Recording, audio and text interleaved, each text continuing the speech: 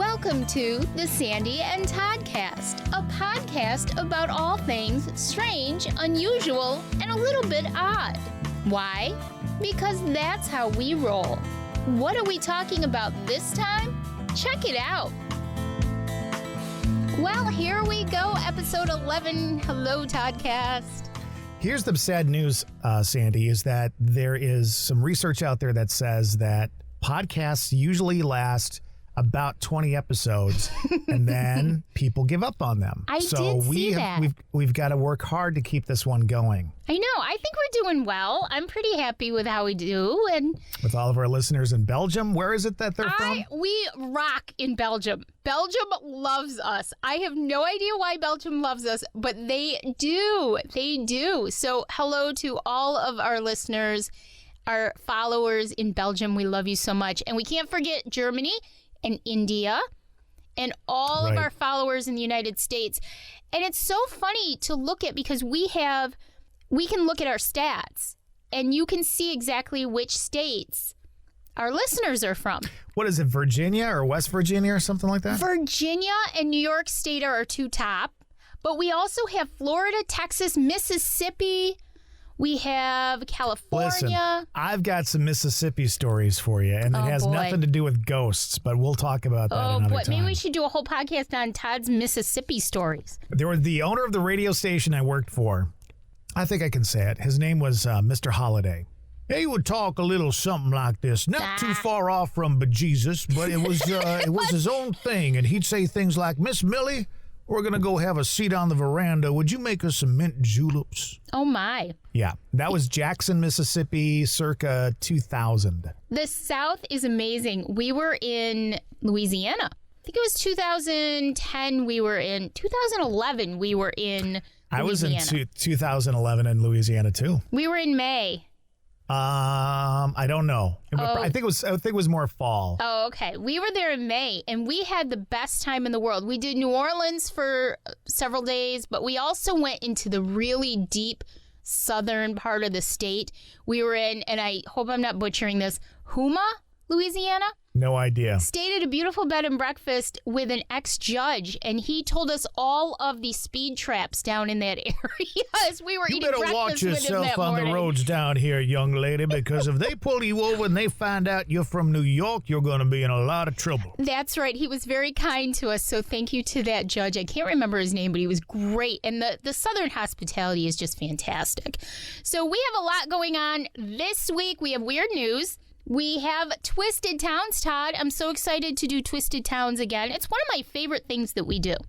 This week, we're going to talk about Remsen, New York. That town is just about a half hour north of where I live, and it's got some great legends attached to it. Very, very old, settled around 1792, and just fantastic, fantastic stuff to talk about.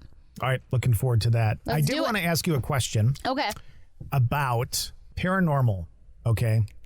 Paranormal activity, energies, spirits, ghosts, whatever you want to call it. Okay. We talked about things like poltergeists and all that kind of stuff. And when you're a paranormal investigator, and I think when you're someone who has abilities like you do, being Claire Huxtable, what are you, Claire? I'm very Claire Huxtable. Claire... No. Listen, honey, you're nowhere near Claire Huxtable. Now, there was a lady. Oh, boy. Now I'm saying it myself. I'm clairsentient, claircognizant, and probably other things, too, that I haven't even discovered yet. So you've got that, or if you're an empath and you're dealing with that, you've always got to be open to learning and understanding, even if it's not inside your wheelhouse, even if it's not something that you completely are down with. I think you have to be open to it, whether you're talking about aliens or Bigfoot or anything like that. I totally agree. And every once in a while, I'll watch one of these, when we call them ghost hunting shows, but these paranormal investigative shows. Every once in a while, I'll watch one and something will go bing, the little light will come on, and you're like, wow, that is interesting, because I kind of thought the same thing, but I was kind of afraid to vocalize it. And the ability of humans to cast energies out into the universe and have things happen. I think that's just an interesting topic, and I don't think we think of it enough when we're investigating. I think it's kind of on the back burner, and yet I think we need to start thinking of that a little bit more. We know that energy is energy. We know that we give off energy. It could be negative energy, positive energy, whatever. We know that's all going on. When we do something, if we send out negative energy, that affects other people. Okay? I agree. It may just be not being friendly. It may just be not being kind, and you put that out there.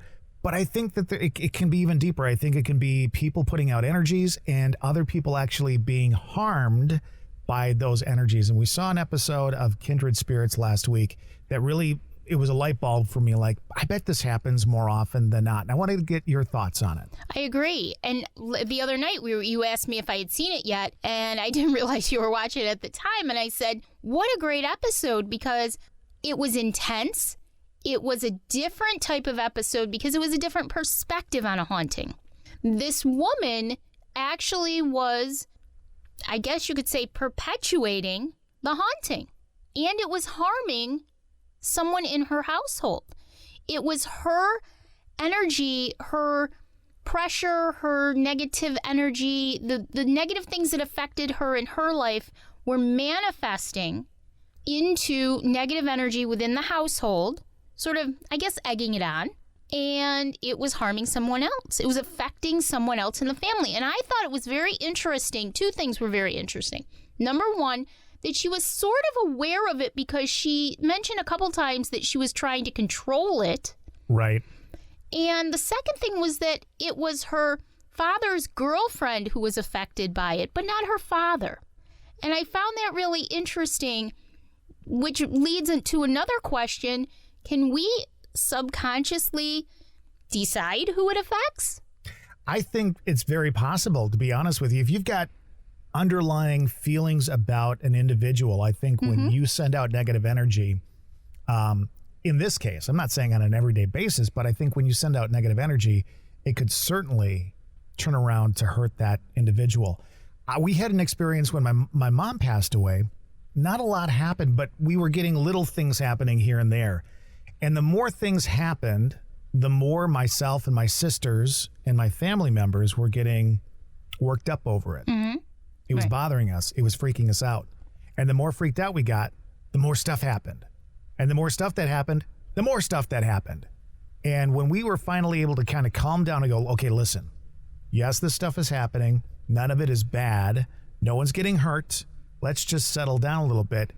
Things calmed way down. But we were perpetuating. Right. I think our energy is being ramped up. We're perpetuating other things happening. And so I just kind of wanted to get a thought on that because I think it happens probably more often than not. I agree. And it's something a lot of us don't think about, which is why I thought this episode was great. Not just that, but the fact that I saw Adam get really pissed off and Adam Berry get really pissed off and angry and being very forceful, which is something he never does. Yeah. But we've seen examples of people creating, there have been scientific studies on it, of people creating something out of nothing just because collectively as a group, they believe that this is true. Hauntings have been created, I guess more theoretically in that instance than scientifically, but they've been created by a collective group of people believing in the same thing wholeheartedly. And so it happens. So we don't know what our minds can do. We all know that energy obviously exists, but we don't know what our minds are capable of truly in situations like that. So I totally believe that that's quite a possibility. Yeah. I just thought it was interesting. Wanted to get your take on it before we kind of got into the meat and potatoes of the podcast. Well, I have a quick question. I was going to ask you the other day, and I got thinking about this. What is your thought on the fact that so many people who see apparitions seem to see apparitions? We'll take women, for example, ladies in white. You never hear of a lady in a red dress. You never hear of a lady in, an orange dress. She's always in a white dress. And I decided that I was going to kind of look at this from a different angle the other day. Rather than thinking, well, everybody's crazy, or everybody's making that up. How is it possible that every single apparition that someone sees is in white? Is it something within the energy itself that it only can come through a certain way? You know, I just wanted your thought on that because I know it's kind of obscure, but I thought, why do we only... I was in an investigation last fall when we all saw something white forming, and it looked to be the very, I guess, generic outline of a woman's torso, and it was all white. And so my thought process is a couple of things. Number one, are you seeing a mist that's trying to form into something? And because it's misty, it automatically comes across as white. Right. Or do our minds, because we get conditioned to believe certain things. We get conditioned to be afraid of certain things in life. Right. So if we're conditioned that when we see an apparition, it's going to be all in white, is that how it presents itself to us? Exactly. Do these energies present themselves in ways that we feel they should present? Right. Yeah, that's sort of what I'm getting at. I just think it's kind of interesting that everybody's white. You know, I thought, is it that, as you said, are they presenting themselves the way our minds think they should look? Or is it that the energy can only present itself that way? I prefer not to think that everybody's crazy or that everybody's making something up. You know, we don't see them in Technicolor very often. It's usually white or a black mass, but that's something different. So it's just, I agree. I think that maybe it is our perception of it. Again, we don't know what our mind can deal with. We don't know what our mind can accept, what our mind can see. If they're trying to communicate with us in some way, maybe they're just doing it in a way that they think we will connect with.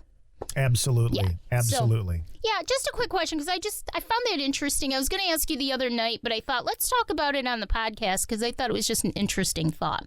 Yay. And your sister and I are friends on Facebook now. All right. I really only have one thing to say to that. And it's pretty much this. I mean, that's just not a good, that's a big and another big. So I love her. She's great. You don't know her. You didn't have to grow up with her. No, my sister, actually, I have two sisters, and both are very, very great in their own ways. They're very different, and both are wonderful. Yes, and I plan on friend requesting your other sister at some point. Don't do it. I love to torture you. I love to torture you. All right, are you ready for some weird news? Let's go. And now, weird news. Okay, Todd, this one's strange, and it's funny because you sent me the story as I was finishing writing up the story myself. Good.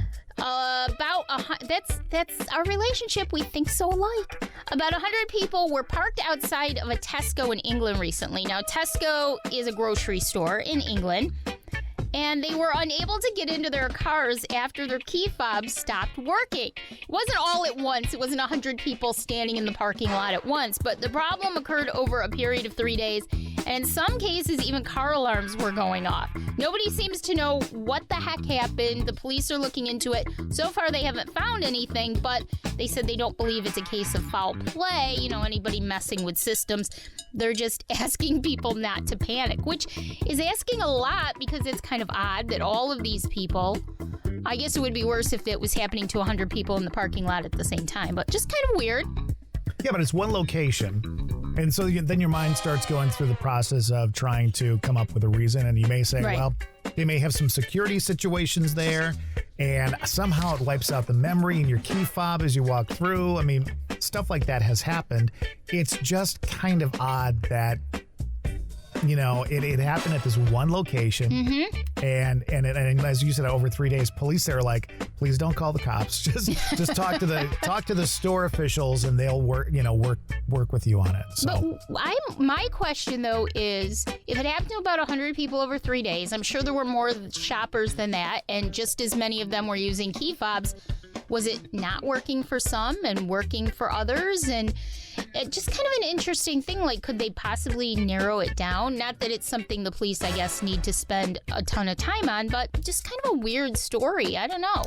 Yeah, like maybe that group of people came through a specific entrance of the store, passing security stuff, or maybe they went to a certain department of the store that nobody else went into. Right. I mean, there's all different ways to look at it. Or they were parked in a certain location in the parking lot so that the UFO that was flying overhead kept zapping those cars over the 3-day period. Something like that could be the cause, They were preparing them to be zapped up into the UFO. That's right. We're going to screw up your key fob, and then you watch out. We're going to poke and prod you. I think we've decided that that's what's going on. I like that one. I'm good my with that. favorite. All right, so this story I love.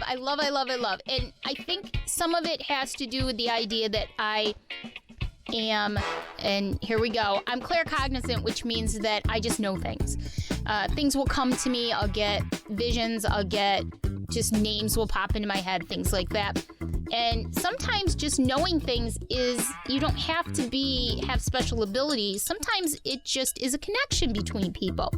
So 2 women who became really close friends while working at the same restaurant, they discovered 9 years after they met that they're biological sisters. Oh! Now, that is just crazy to me. The 2 women are Julia Tinetti and Cassandra, my name, Cassandra Madison. They met in 2013, and they became really fast friends. They really bonded. They realized they both have Dominican Republic tattoos. They both were adopted. They knew they were adopted, so they just really bonded and became friends. So half seriously, they thought one day, well, maybe we're related. They didn't think too much of it. They checked their adoption paperwork. It didn't really match up completely, so they just sort of put it in the back of their minds. Later on, though, they didn't want to give it up. Later on, though, they found out that the paperwork was actually wrong. So Cassandra found her biological family, and they told her that there was another girl that had been put up for adoption. So the girls took a DNA test last month, and the rest is history. They are biological sisters. And here's the kicker. They actually have 7 other siblings that were not adopted. What? There Wow. are 9 total children in this family. They not only did they find each other, but they found 7 other siblings and their parents, who apparently are still together. Well, listen, and then apparently they only have one thing that they do, because if there's that many kids, Exactly. that is crazy. I know. Can you believe that? And there have been stories over the years of biological siblings, parents, family members growing up, a block from each other and finding each other. But this was just crazy to me because I have a sister out there somewhere who is a couple years older than me, who my mother had and gave up for adoption. And I searched for her. You're my sister? Why are you raising your hand? I'm your sister, Taniqua. That's it. I thought we were soulmates, but really we're just biological sisters. Todd. Yeah. That's it. I've gone through the change. So Yeah. whatever that is. So I just am fascinated with the idea that somewhere out there, my biological sister, and I have 5 other siblings. So I guess you just never know. That was weird news. I've got a question for you. Mm-hmm. Claircognizant, is that what it is? Yeah. All right, so here's my question. Things come to you.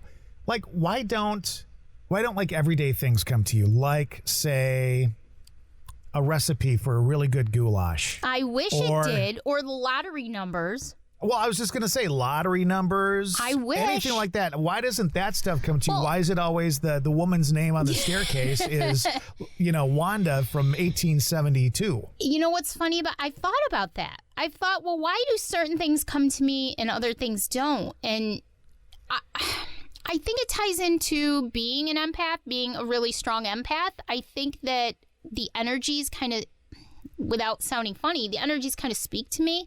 And if I find that when I'm concentrating on something like an upcoming investigation or I'm thinking about it, it'll just come to me out of nowhere. And we've talked about this previously, how we'll just have things, and you've had this too. And I think it's rooted in the fact that you're a strong empath, that things will just come to us, mental images or names or something. I think they're trying to connect with us before we even get to that location. I don't think it's a case of knowing, and I'm sure there are people out there who, can predict other things, and I just don't think that's my ability per se. I think it's they reach out and they connect. I had that EVP that time where I was asked where to start an investigation, and I pointed out one place, and there was an EVP right after that said she's coming. I think they're aware of it. I think there's a connection before I even get to a place sometimes. So here's my impression of like you showing up someplace and just the overall conversation of the spirits there, okay? Oh my God, we're so screwed. The nutcase is coming. Here she comes. Someone tell her how to make a good goulash. I love goulash. I know I'm going off on a tangent. You've never had goulash? Why would I have goulash? I don't know. It's good. Isn't that Russian? So you don't have to be Russian. You don't have to be Mexican to eat Mexican food. I would never eat a Russian or food. Or Chinese to eat Chinese food. That is true. So that is true, but I don't weird. know. Goulash doesn't sound good. Weirdo. It's delicious. So yeah, I think that has something to do with it and I also think that I block things sometimes. I think that I even subconsciously, I don't necessarily do it on purpose, but I just think I block things sometimes. It's for your own mental sanity when you're dealing with this kind of stuff. I think so, especially if you start talking really about being psychic and a medium and all that kind of stuff. I would think that could get real old real fast. Yeah, we've heard stories of psychics and mediums who have these are people a lot of times that have dealt with it since they were children. Like I didn't even realize what was going on in my life till the last few years. And then it's been a slow journey. But a lot of them learn as children how to deal with it, and they learn how to block it. Amy Allen, who is a psychic who's on the Dead Files, she said several times that she just turns it off. When she's living her quote-unquote normal life and not investigating or not taking on a case, she just turns it off. She can do that. I don't think I do that consciously. I think it's been a defense mechanism my whole life is that I turn it off without realizing I'm doing it for my own sanity. And now I'm kind of playing with it because I'm sort of learning how to turn it on, which is weird. The whole concept to me is very odd. And I second guess myself a lot, which I shouldn't do, and I'm learning not to. Because now I'm finding that I'm usually right, which is really crazy, and it's really creepy to me, but exciting. All right, so let's try a test. What am I thinking right now? That I'm talking too much and you want to do the buzzer. Not bad. I was just thinking how crazy you are, but that's pretty close. I'll give you a nice... Thank you. Thank you very much. Thank you. If you're enjoying this episode of the Sandy and Toddcast, there's more where that came from. Follow Sandy and Todd on Facebook. Just look for the Sandy and Toddcast, or you can subscribe to their YouTube channel and check out the video version each week there. Find these guys on Spotify, Apple Podcasts, and wherever you listen to your podcasts. Soon you'll be able to support the Sandy and Toddcast on Patreon and be able to follow them on Instagram. As always, thanks for joining in the fun, and stay weird. All right, Todd, it's time for Twisted Towns. Located in central New York State, the small country village and town of Remsen is quaint and picturesque. The epitome of small-town rural America. It's filled with farmland, rolling hills, and historic landmarks. The town was first settled around 1792 and is named after Henry Remsen II, the original proprietor of the township. Remsen, New York has a population of approximately 2,000 residents. Remsen has made a name for itself over the years, with several prominent people living there. Major General Baron von Steuben is interred in Remsen at the Steuben Memorial State Historic Site, which was listed on the National Register of Historic Places in 1986. Local woman Erin Hamlin, a luger, is the first American woman to ever win a luge world championship title at the 2009 Luge World Championships. And she's the first American to ever win an Olympic medal in singles competition, winning bronze in the 2014 Winter Olympics. But alas, with the light, there must come darkness. Remsen is not all that it seems. For there are many legends in this small town, passed down through the generations, mostly centered around one specific area, Star Hill. Star Hill is a dagger of forested land protruding upward along Route 12. It separates the quiet country village of Remsen and the neighboring town of Steuben. Star Hill is part of the area's odd history, which includes tales of witchcraft, murder, and perhaps even some lingering spirits. Now, let's dive into them a bit. Are you ready? Remsen, I am too. Remsen, New York. This is great. The other day I was telling you that I live so close to it. I have been to this area specifically for this reason many times over the years. Everybody goes up there. Teenagers go up there. It's an old sort of seasonal road. Part of it is a seasonal road.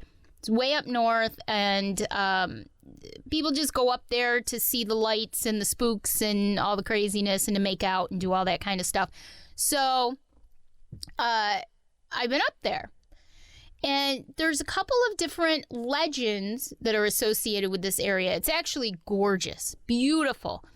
And then there's a really heinous murder that happened, along with some other ideas about more buried bodies up there. So we'll go through all of it really quick. But the first legend is about the witch doctor of Steuben. Now, the area was settled in 1792. It was primarily Welsh immigrants.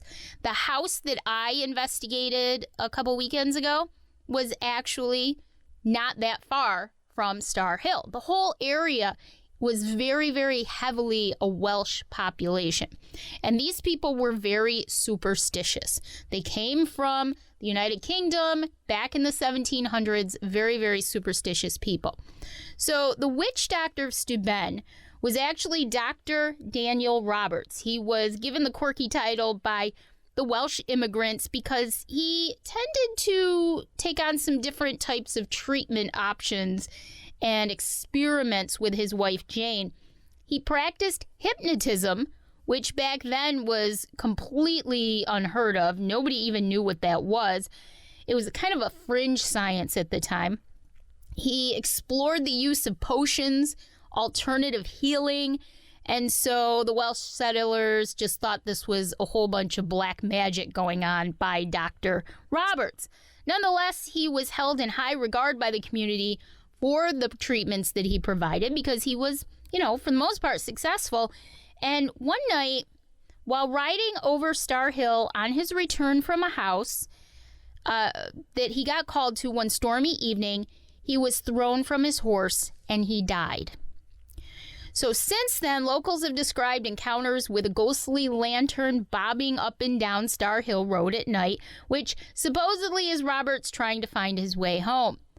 Many, many nights, local teenagers have spent up on Star Hill Road looking for the lantern. I actually know a few people who have told me, and they're pretty credible people, that they have seen a light on Star Hill Road. Now, we don't know for sure, Todd, whether it was the lights from a car on a distant road. We don't know really what it was, but it's kind of kept this legend alive over the years. His grave lies in a cemetery on the outskirts of Star Hill, and it's easily accessible. A lot of people go up there. If you want to go into the strange history of the area, you should check out the cemeteries up in that area. I love cemeteries because they're so historic, and you can get a lot of history from a cemetery.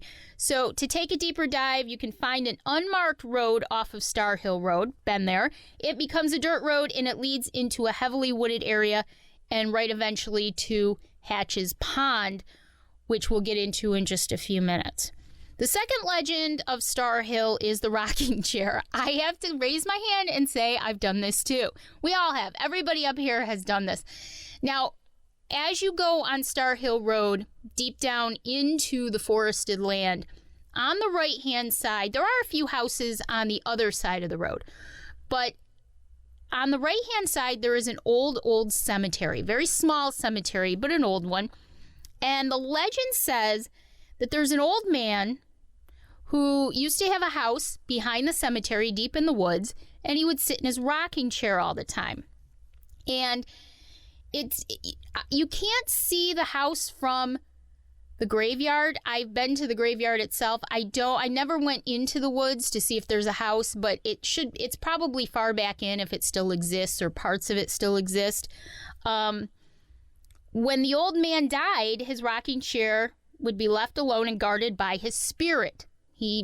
Some people say he was practicing black magic too, and he sort of put this curse over the rocking chair.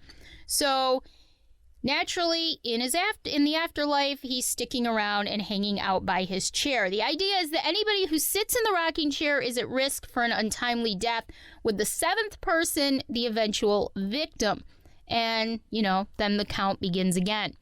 So over the years, I know plenty of people have gone up there, and most of them have never found a rocking chair. They've never found a house. But I will say this, a few people have said that they have found a rocking chair and they've sat in it. I don't know if somebody put a rocking chair there for fun. Okay, but why would you sit in a Okay, now, if you believe in any way, shape, or form that some old guy, hey, I'm going to put a curse on my rocking chair. The seventh person in a row who sits in it will die. So why? Okay, so you find a rocking chair. Let's say you walk back there, you find a rocking chair, right? You know the story, the tale. Why do you sit in it? I wouldn't sit in it. You could be number 7. I wouldn't sit in it. Because I know too much. You would. I would not. You would be like, but I know I'm safe. I didn't feel anything bad. It was just fine. I hate you. That's what you would be like. I hate you. Come sit in my rocking chair. Because I know too much, and I don't want to mess with it. I don't like creepy stuff like that. Like, I'll talk to a ghost, but I'll walk into a black mist any day, but I'm not sitting in a rocking chair. You're never gonna let that rest. You're never gonna let that rest. Never. He's just gonna bring it up for the rest of our lives. No, so I wouldn't do that though. I never even, if I had really wanted to, I would have gone in behind the cemetery. The cemetery itself is really creepy because it's very old, and it's in the middle of a forest. And I'm sure there were people settled in there years and years ago, but now it's completely just barren. Like I said, the other side of the road goes into a town called Boonville, and that's way up north. And that side actually has people who live in houses, so it's not seasonal, but the other side is. You can't get up there. You have to wait until at least probably June before you can get up there because it's so wet and so mucky and muddy on that road that you're going to get stuck. Unless you have a 4-wheel drive, 4x4, you're not going to get in and out of there easily. Got it. And the other weird thing about that whole area is that there's some sort of weather or military installation on this sort of like little offshoot of the road. And I was just up there, Dave and I were just up there. We took a drive last fall because it's beautiful. I sent you the picture somebody took from the view is absolutely gorgeous. You can see Oneida Lake. You can see the mountains. It's just beautiful up there. There's a lookout where you can go park, and just look at the valley. Just beautiful. Make out. Well, that's Star Hill Road. But so we went up there and we were driving around. We couldn't make it all the way in, but we went to the installation, and there's signs everywhere that you can't trespass and you can't go near it and blah, blah, blah. And so that's a little spooky, too, because the fear of the unknown, nobody really knows exactly what it is. There's a big white bubble. Looks like one of those soccer, when they have the soccer stadiums, it has some big white thing. It's kind of creepy, too. So it just adds to the whole mystique of the area. Now, the big one that Remsen is sort of known for attached to Star Hill is the Bernard Hatch murder story. And this is an actual story. Hatch is in prison, and I'll get into that in a few minutes, but he, to this day, insists that he is innocent. He hasn't been released from, and he's done, for what it's worth, he's done good things in prison over the years.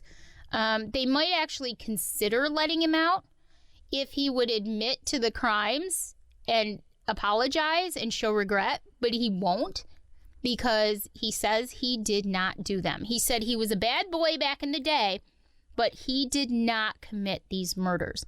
So the whole Bernard Hatch thing, he's a suspected serial killer.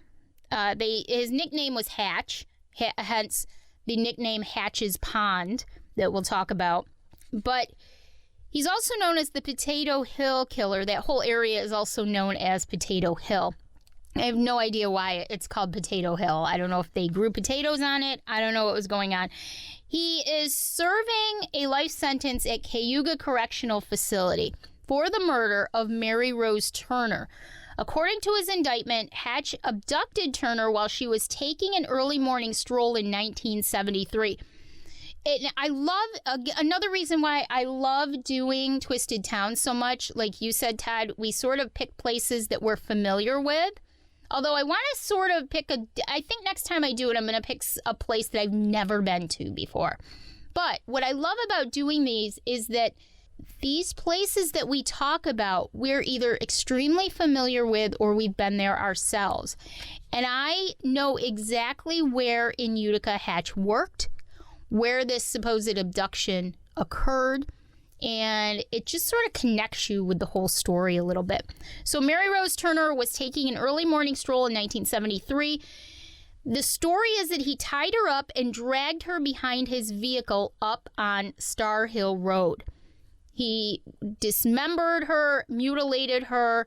Her faceless torso was found in a swampy, muddy grave near Potato Hill Road in close proximity to Star Hill. So that's where all of this kind of ties in. And this was in 1973. Hatch said that his attorney, Stephen Polinga, who actually eventually became the mayor of Utica, he informed him when he took the case that he knew why Turner was killed. He had heard that Turner was a whistleblower, was probably making trips to Albany to report fraud that was occurring at the Oneida County Welfare Department, where she was employed, and that her killing was a message to warn others against doing the same. Now, Hatch says that as far as he was aware, his lawyer, Polinga, never shared that information with law enforcement. Authorities believe that Hatch is responsible for many other local unsolved missing persons cases. Law enforcement has long held on to the belief that Hatch was responsible for not only the death of Mary Rose Turner, but other women as well. On December 8th of 1973, two hunters found the skeletal remains of 22-year-old Linda Cady and her 3-year-old daughter Lisa Cady in the vicinity of Turner's grave. Hatch may also be connected to the 1970 disappearance of his ex-girlfriend, Lorraine Zinicola, and her 3 sons. So not only are there women who have been murdered and found buried up there where Mary Rose Turner was buried, but children as well. And the thought is that gangsters used to bury bodies up there too. So there's really no way of knowing how many bodies are actually up in that area. They also think that there are bodies in the pond, down underneath all the dirt and soot and sand that in the pond, that bodies are buried down there as well. Locals have long speculated Hatch used the Star Hill area as a secluded burial ground, perhaps inspired by the mobsters of Utica who did it in the 50s and 60s. So the pond, I've been to the pond. The pond is not huge, but it's very swampy. It's very dirty and disgusting. It's highly possible that there are bodies buried down underneath that pond. It's amazing to me, like before forensics science, how many people were murdered and dumped off and nobody ever got caught for it, you know? No, exactly. There's so many, I thought it was funny that this kind of tied in a weird way a little bit to our Utica Twisted Towns about the mobsters.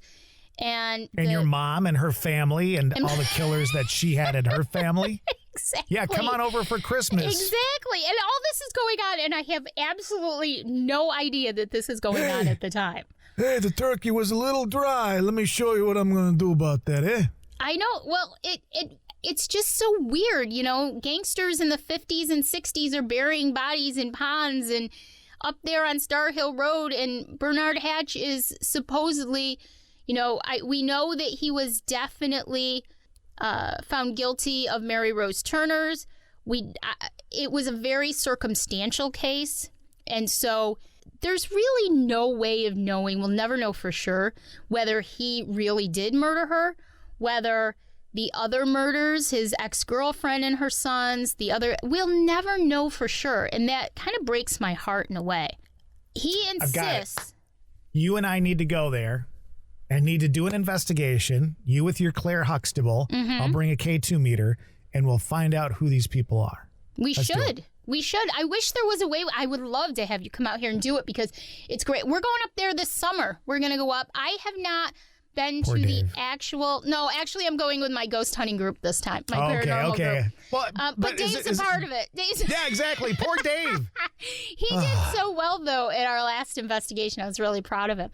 But we are going to go up because I've never been to the actual place that they found her body. And Dennis, who is part of my group, he knows where that is, where the body was found. So we're going to go up. Now, here's where... Well, then is he a suspect? I mean, come on, if you know where the body was found. No, I think it was pretty well known where the body was found. He actually found it. I don't know. So, but here's where... This is so cool. Here is where legend meets truth. Because there have been several reports over the years of a ghostly car driving down the dirt road with and without a body attached to the back. It's also said that you can see headlights from a phantom car on Potato Hill Road at night. Been there, done that, never saw lights, but I do, again, know people who will swear to me up and down that they have seen lights in the rearview mirror. So then my question becomes this. As we circle back around to our previous conversation, okay? Mm-hmm.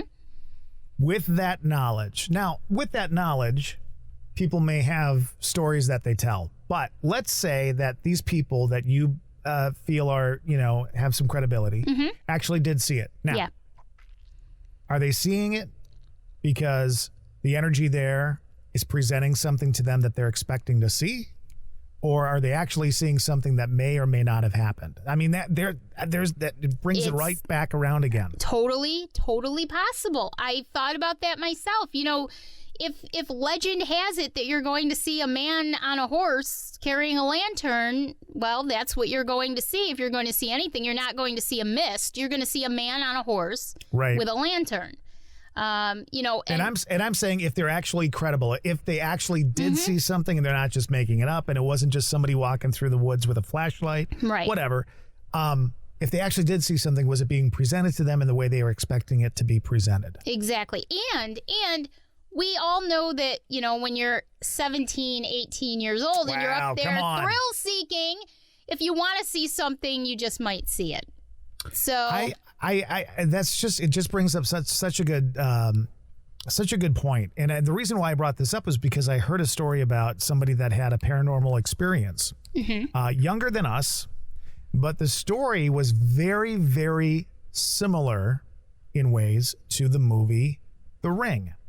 Okay. Isn't that the one where I know it's one of your favorites, but isn't it that you get a phone call or something like that? Yeah, you watch the videotape. Okay. Well, in this one, there were a couple of phone calls, some noise, blah, blah, blah. They saw the thing coming out of the ground, blah, blah, blah. Now, I would never see anything like that. I will see a good old, ghost peeking around a corner, or I'll see a vampire popping up out of a coffin, because that's what I'm associating with, the energies and spirits and being scared.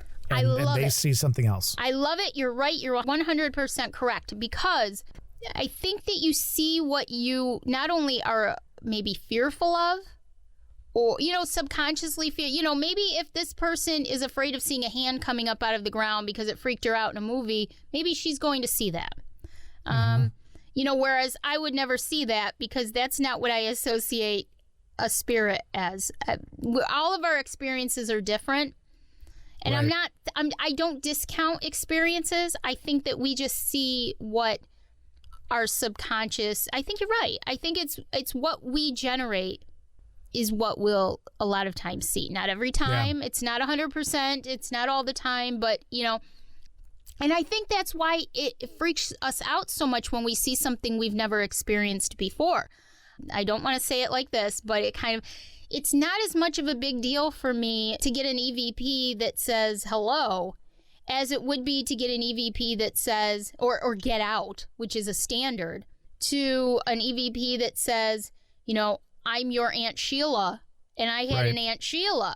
You know, I think that a lot of times what we're conditioned to believe to be true or real sometimes will manifest itself in that way to us. It doesn't make it any less real, but I think that we have a hand in what we see and experience and feel a lot. There's so many things that the human mind is capable of. We're so that we don't even know. we're also so stupid because we're not willing to open our minds to what could possibly be there. Sure, most of us aren't. You know, that's one thing I've had to struggle to do is open my mind. I always think, you always think you're open-minded, but you're not really open-minded. Not truly open-minded until you start to open yourself up to possibilities of other things. Because if I'm going to be honest, like I really want to be scared of something, if something's going to manifest, I mean, I'm going to have, this is what would scare the shit out of me right here. Listen, it's a good show. You don't know what a good show is.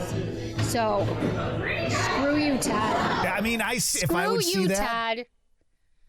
Screw you, Todd. You getting off a plane in Chicago waiting to come up and see me? Let's tell everybody about our conversation last night, our semi-conversation. I wanted to get this.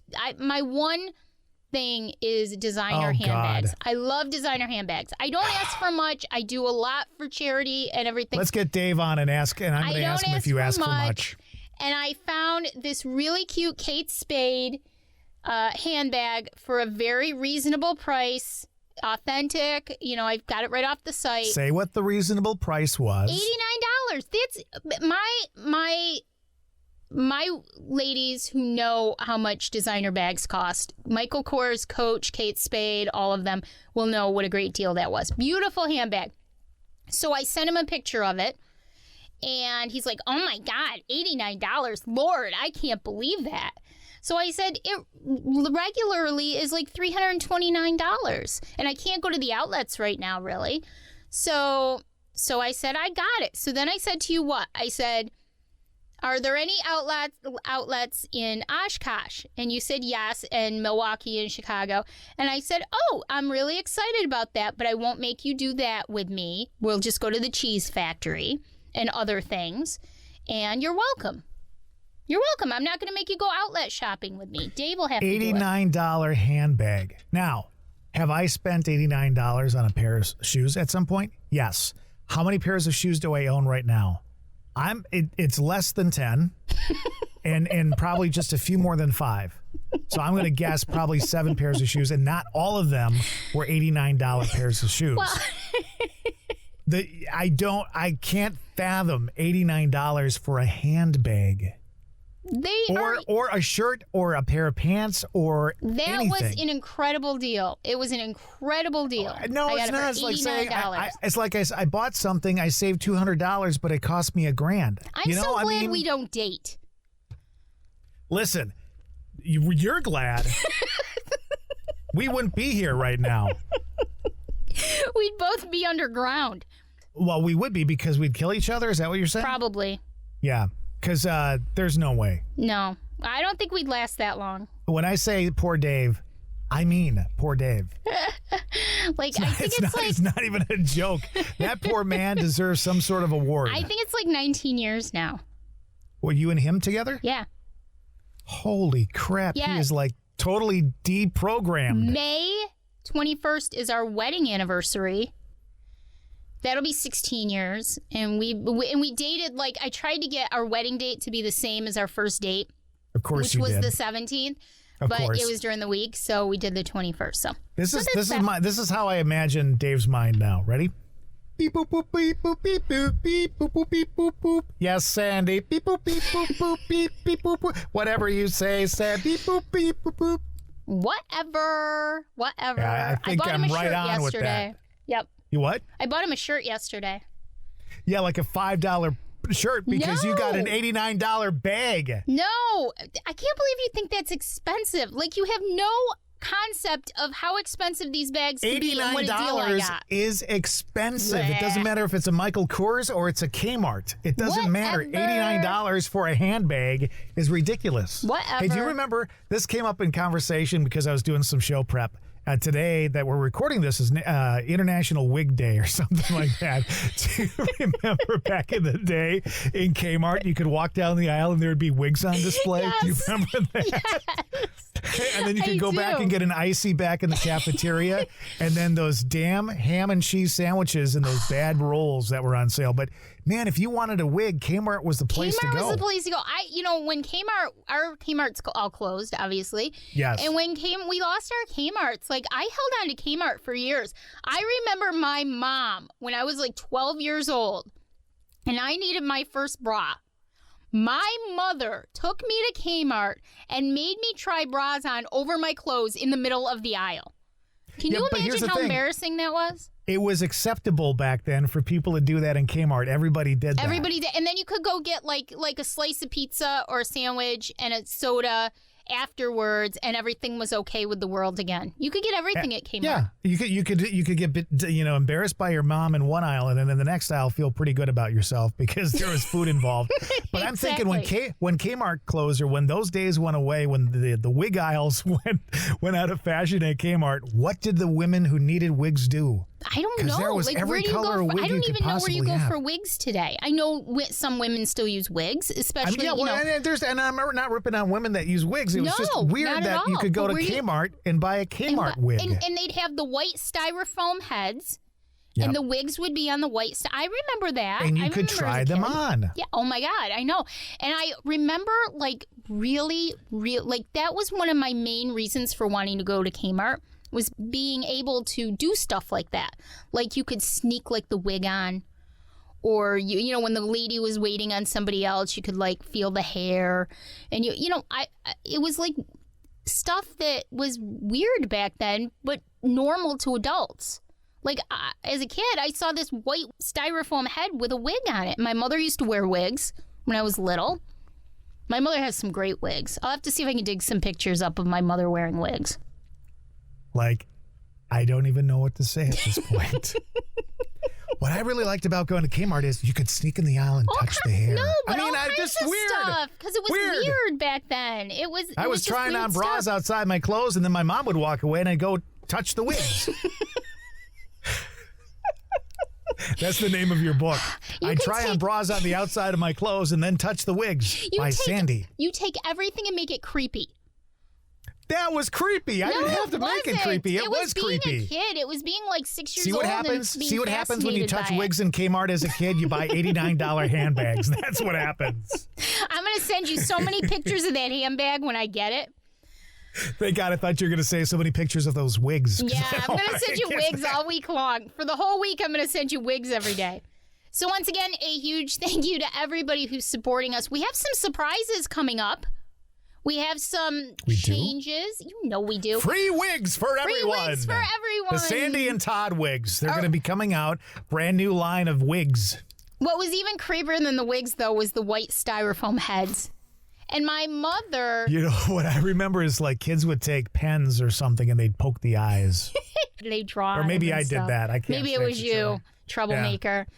So, we have some things. We're going to change things up a little bit with the introduction of Patreon very soon. I hope everybody saw our brand new logo and liked it. We love it. Oh, my gosh. Hey, I got to say, John did a great job on that logo. And if you need a logo and you want something a little different, a little fun, he is massively talented and can do a lot of freehand drawing and does a lot of logos for a lot of companies. But he's absolutely incredible. Check out our logo. And I think we've got some information on how you can contact him. But John did a great job. Thanks, John. Yeah, thank you, John. I'll put it up in our show notes for this week. Unbelievable. It's so easy to work with. He took, we asked him a few times, can you try this? Can you try that? Can you do this? And he was just fantastic. And your cartoon character looks a lot like you. And so does yours. I love your tongue sticking out. Yep, just like that. Just like that. I wonder if you can put in a couple of wigs. We can add some wigs to it. But thank you, John. I love our new logo, and I'm really excited about it. And I'm excited about having Patreon soon. We're going to do some extra mini episodes. They're coming up. You all are going to pay for this shit. That's right. That's right. We're going to do some video stuff, so now you can actually watch us be stupid with each other over video. We're going to do a weekly wig update for $3 a month. Every week or once a month, I'll try on a new wig, and you can make fun of me. Perfect. There we go. So easy. So, yeah, so that should be fun, and I'm really excited about it. As usual, you can find us anywhere that you find podcasts, Apple, Spotify. There's so many different places you can find us. Just look for us. Ghana. We still haven't had our Indian followers email us and explain and tell us whether we're actually saying this correctly or not, but I think it's Ghana. And so thank you to Belgium. Again, thank you to all of our listeners in Belgium and to our listeners in Germany and India and all of our U.S. listeners. We can't thank you enough for all of your support. We love you. We're just two BFFs talking about really weird things. And I hate it when she says BFFs. I know. That's why I say it. Because should I say soulmates? We're soulmates. No, don't say that. There's a reason why you live there and I live here. You know what? Distance is nothing. Distance makes no difference. So thank you again to Dan Phillips for letting us use 600 miles. You can find Dan on Facebook at Daniel Phillips Music and on Instagram at D_Phillips Music. That's right on Instagram. And a big thank you to Dan for that.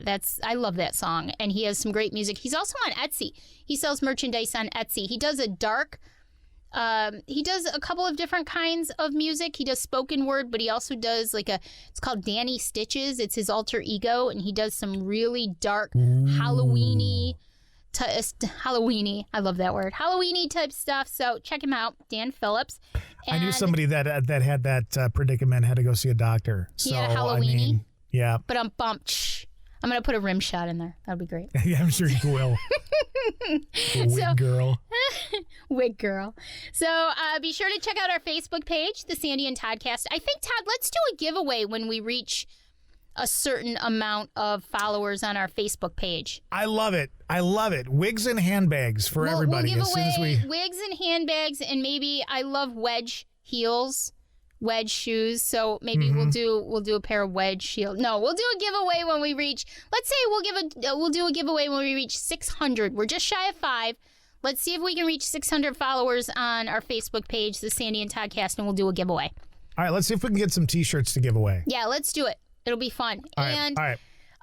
Again, Patreon is coming soon, and you can always email us, thesandyandtoddcast@gmail.com. We have WhatsApp hooked up to our Facebook page now. I finally figured that out. I am not technically good with anything, but I figured that out. Probably if somebody uses it, they'll get in touch with the Vatican instead of in touch with our podcast. Probably. It wouldn't surprise me, but you can message us. The Pope's like, what is this? All right. I have no idea what we're talking about next week, but more weird stuff, I'm sure. So thank you, everybody. We'll see you next week. Bye. Bye.